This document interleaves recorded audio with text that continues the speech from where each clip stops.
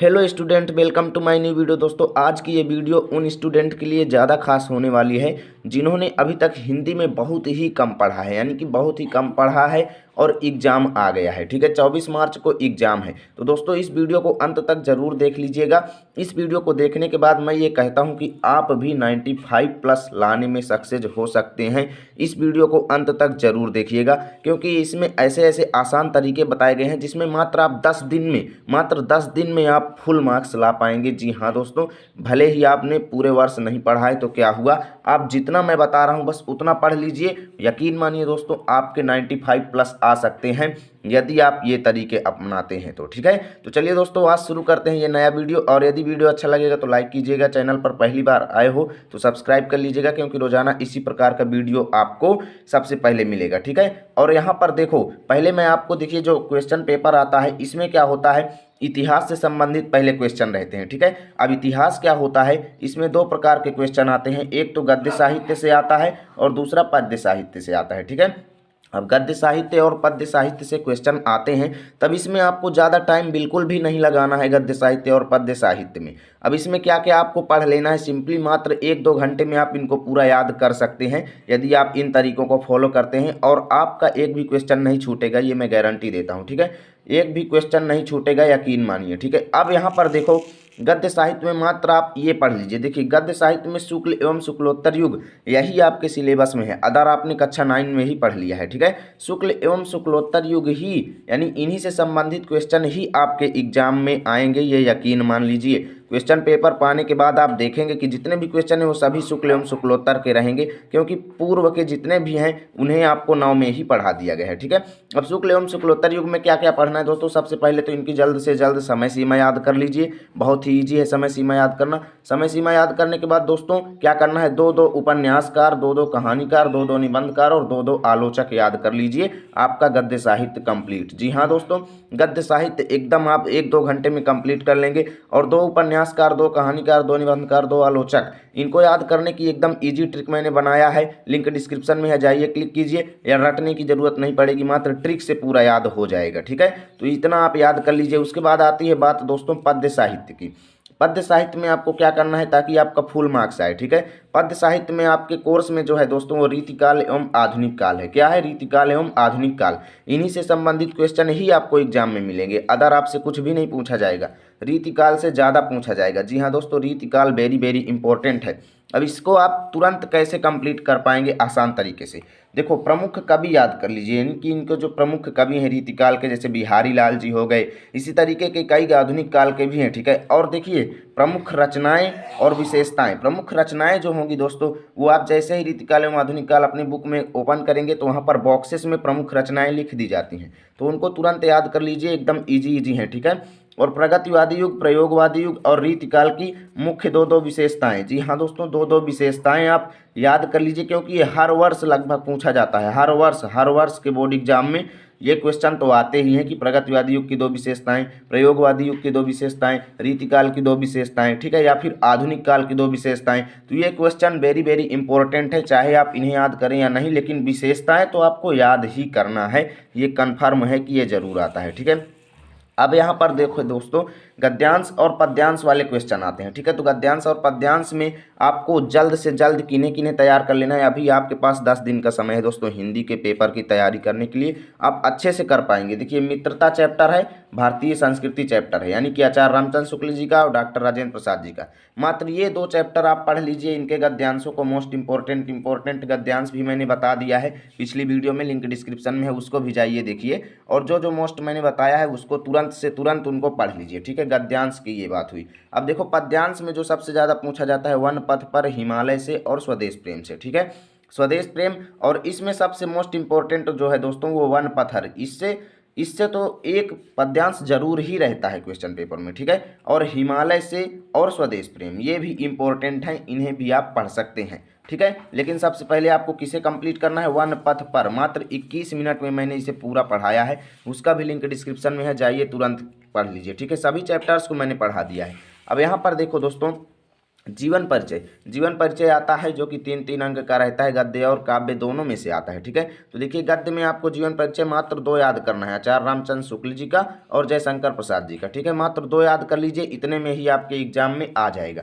क्योंकि देखिए 4 हैं, 4 टोटल चैप्टर हैं, बाकी सिलेबस से कटे हुए हैं, तो 4 में से यदि कहीं से भी देगा तो ये 2 जरूर आपके एग्जाम में आ जाएंगे। ठीक है, अब यहाँ पर देखो पद्य में से तुलसीदास जी, बिहारी लाल जी और महादेवी वर्मा जी का, इन तीनों का आपको जरूर याद करना है, कन्फर्म है ये, इनमें से कोई ना कोई जरूर आ जाएगा। तो पद्य में से जरूर तीनों में से किसी न किसी एक का जरूर यहाँ पर देखिए आपको तीनों याद करना है, कोई ना कोई आपके एग्जाम में जरूर आ जाएगा। अब यहाँ पर देखो अनिवार्य संस्कृत में कई चैप्टर हैं, तो अनिवार्य संस्कृत में आपको मोस्ट इंपॉर्टेंट चैप्टर वाराणसी और प्रबुद्धो ग्रामीणा, क्योंकि आपके पास टाइम बहुत कम है तो आपको स्मार्ट तरीके से पढ़ाई पढ़ना होगा। और वाराणसी और प्रबुद्धो ग्रामीणा के पूरी व्याख्या को अच्छी तरीके से समझ लीजिए, कहीं से भी क्वेश्चन आएगा तो आप उसका आंसर दे पाएंगे अच्छी तरीके से। ठीक है, और इनमें मार्क्स बहुत मिलते हैं, 5-5 नंबर के ये क्वेश्चन होते हैं, तो ज़्यादा अच्छा है आप इनको पहले तैयार कर लीजिए। ठीक है, अब देखो दोस्तों यहाँ से उन स्टूडेंट के लिए स्टार्ट होता है जिन्होंने अभी तक कुछ भी नहीं पढ़ा है, कुछ भी नहीं पढ़ा है और वो चाहते हैं कि हम पास ही हो जाएं, यानी कि केवल पास ही होना चाहते हैं, तो वो विशेष ध्यान देंगे यहाँ से। ठीक है, उनके लिए वेरी वेरी इंपॉर्टेंट है ये क्वेश्चन।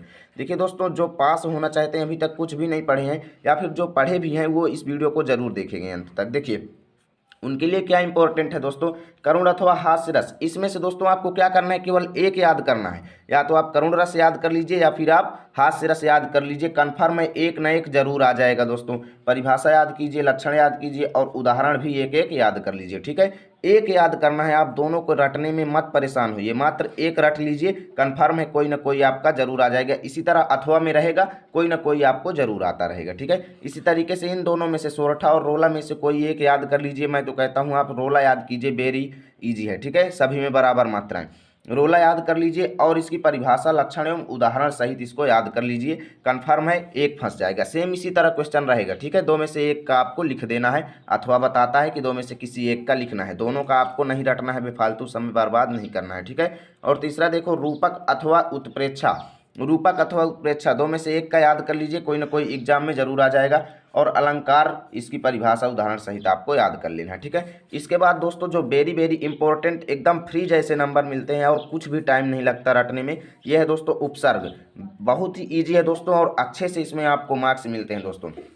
देखिए जितने भी उपसर्ग यहाँ पर लिखे गए हैं वेरी वेरी इंपॉर्टेंट हैं। अधि उपसर्ग है, अभि उपसर्ग है, उप उपसर्ग है, परि है, सह है, सु है, अनु है, अप है, अनु है, नि है। दोस्तों इनका काम होता है कि इनको शुरू में लगा करके आप कुछ शब्द बनाएं, यानी कि कुछ शब्दों के पहले इनको लगाएं, जैसे अधिकार, ठीक है, अभिमान, उपसर्ग। ठीक है, तो इसी तरीके से आपको जैसे परिजात, सहचर, ठीक है, तो इसी तरीके से आपको 2-2 शब्द लिखने होते हैं, तो इनको तुरंत तैयार कर लीजिए। 3 मार्क्स का ये आता है बोर्ड एग्जाम में। ठीक है, तुरंत इसको तैयार कीजिए। और प्रत्यय दोस्तों ये वेरी इजी है, आई, त्वा, आवट, ता, पन। दोस्तों 2022 के लिए वेरी वेरी इंपॉर्टेंट प्रत्यय हैं, इनको तो जरूर ही रट लीजिए, जैसे मिठाई, लिखाई, पढ़ाई। ठीक है, महत्व, ममत्व, और आवट का लिखावट, बनावट, सजावट। ठीक है, ता का जैसे देखिए ममता, मित्रता, बचपन, बालपन। ठीक है, और देखिए बूढ़ापन। ठीक है, तो इस तरीके से आप कुछ भी लिख सकते हैं, बहुत ही ईजी है और इसका भी 2 नंबर आपको मिल जाता है। और यहाँ पर देखो दोस्तों जो निबंध आता है ये तो सब कोई लगभग बना के लिख लेता है, इसको रटने की बिल्कुल भी ज़रूरत नहीं है, मात्र इसको बना करके समझ करके आपको लिखना है निबंध बोर्ड एग्जाम में। और 2022 के लिए इंपॉर्टेंट निबंध मैंने बता दिया दोस्तों। देखिए प्रदूषण की समस्या और समाधान, इनको आप तो अच्छे से आप इनको कक्षा 6, 7, 8 से ही पढ़ते आ रहे हैं, तो ये वेरी वेरी इंपॉर्टेंट है 2022 के लिए। कोरोना वायरस तो ज़्यादा ही इंपॉर्टेंट है, इस पर भी मैंने वीडियो बनाया है। ठीक है, और देखो दहेज प्रथा है दोस्तों, और उसके बाद चौथा है दोस्तों भ्रष्टाचार एक समस्या। ठीक है, इनको आप जरूर तैयार कर लीजिएगा, इन पर आप निबंध लिख लीजिएगा। ठीक है, विज्ञान वरदान या अभिशाप। ठीक है, ये तो काफ़ी ज़्यादा इंपॉर्टेंट है, कई वर्ष बोर्ड एग्जाम में आ चुका है। तो दोस्तों ये आपका 8 अंक का बोर्ड एग्जाम में आता है, तो तुरंत इसको तैयार कीजिए, 8 अंक आपको मिल जाएंगे, आप अच्छी तरीके से पास हो सकते हैं। ठीक है, और आप 95 प्लस की तैयारी कर रहे हैं तब आप पूरे वीडियो को अच्छी तरीके से देखिए और सभी चीज़ें तैयार कीजिए। और देखो दोस्तों यहाँ पर आपके बोर्ड एग्जाम में पर्यायवाची आपसे पूछा जाएगा।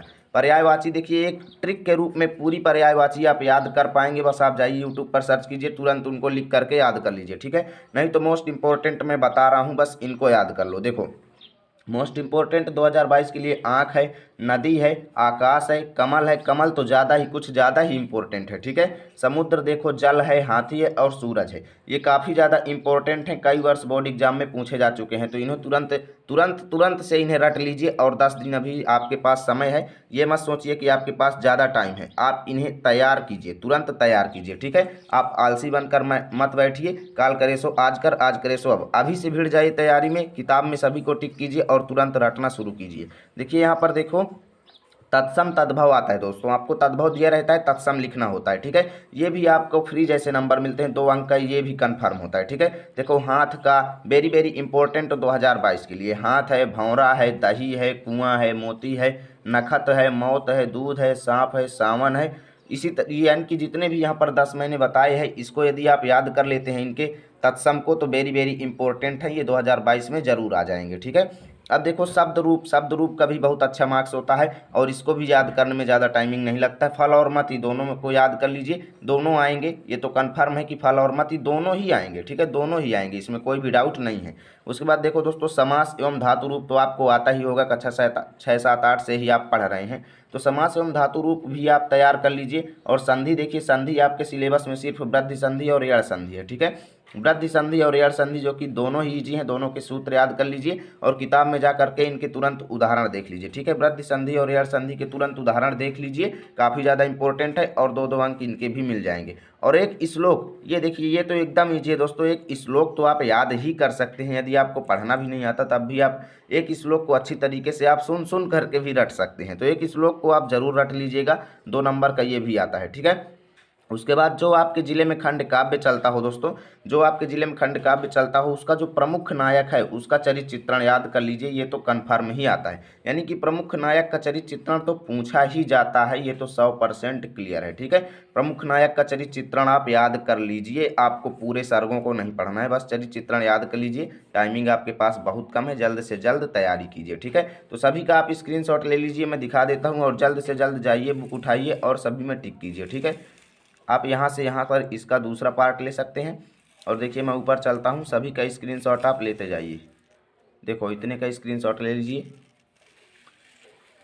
और याद जरूर कीजिएगा दोस्तों, इन सभी को तैयार कर लीजिए, ठीक है। यहाँ से इसका स्क्रीनशॉट ले लीजिए, ठीक है। और देखिए इतने का ये स्क्रीनशॉट ले लीजिए, ठीक है। इतने ये इंपॉर्टेंट हैं 2022 के लिए। तो दोस्तों यदि वीडियो आपको ज़रा भी अच्छा लगा है तो लाइक कीजिए, चैनल पर पहली बार आए हो तो सब्सक्राइब कीजिए, जिससे इसी तरह के नए नए वीडियो आप तक सबसे पहले पहुँचेंगे।